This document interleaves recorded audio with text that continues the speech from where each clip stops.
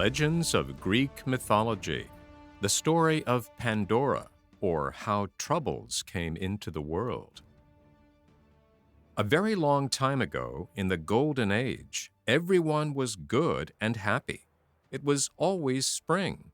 The earth was covered with flowers, and only gentle winds blew to set the flowers dancing. No one had any work to do. People lived on mountain strawberries, which were always to be had for the gathering, and on wild grapes, blackberries, and sweet acorns, which grew plentifully in the oak forests.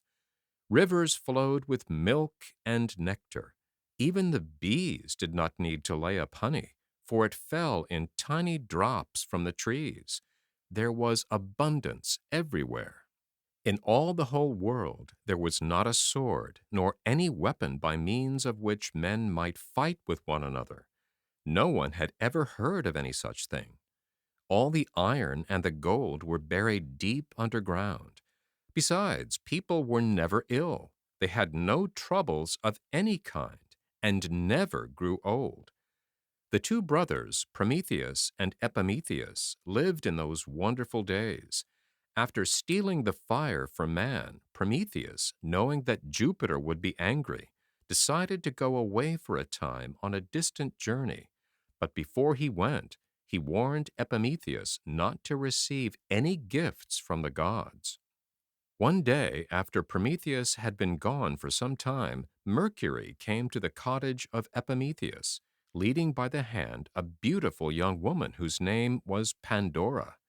She had a wreath of partly opened rosebuds on her head, a number of delicate gold chains twisted lightly around her neck, and wore a filmy veil which fell nearly to the hem of her tunic. Mercury presented her to Epimetheus, saying the gods had sent this gift that he might not be lonesome.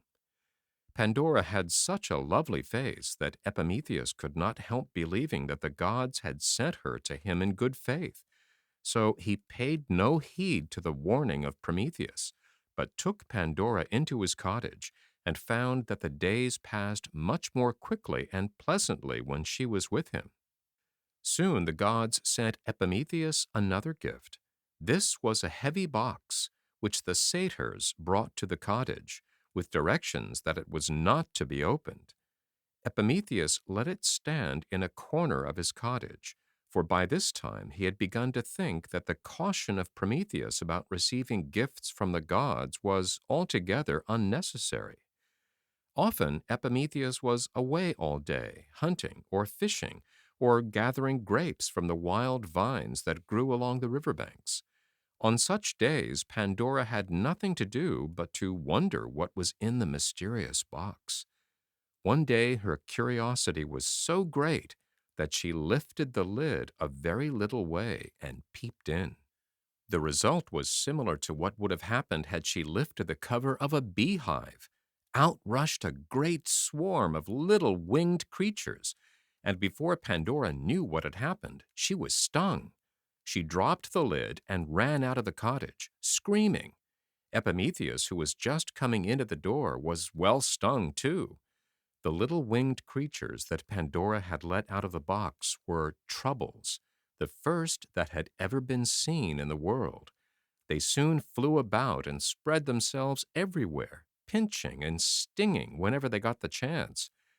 After this, people began to have headaches, rheumatism, and other illnesses, and instead of being always kind and pleasant to one another, as they had been before the troubles were let out of the box, they became unfriendly and quarrelsome.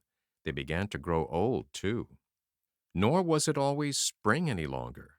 The fresh young grasses that had clothed all the hillsides and the gay-colored flowers that had given Epimetheus and Pandora so much pleasure were scorched by hot summer suns and bitten by the frosts of autumn. Oh, it was a sad thing for the world when all those wicked little troubles were let loose. All the troubles escaped from the box, but when Pandora let the lid fall so hastily, she shut in one little winged creature, a kind of good fairy whose name was Hope. This little Hope persuaded Pandora to let her out. As soon as she was free, she flew about in the world, undoing all the evil that the Troubles had done. That is, as fast as one good fairy could undo the evil work of such a swarm. No matter what evil thing had happened to poor mortals, she always found some way to comfort them. She fanned aching heads with her gossamer wings. She brought back the color to pale cheeks. And best of all, she whispered to those who were growing old that they should one day be young again. So this is the way that troubles came into the world, but we must not forget that hope came with them. The end.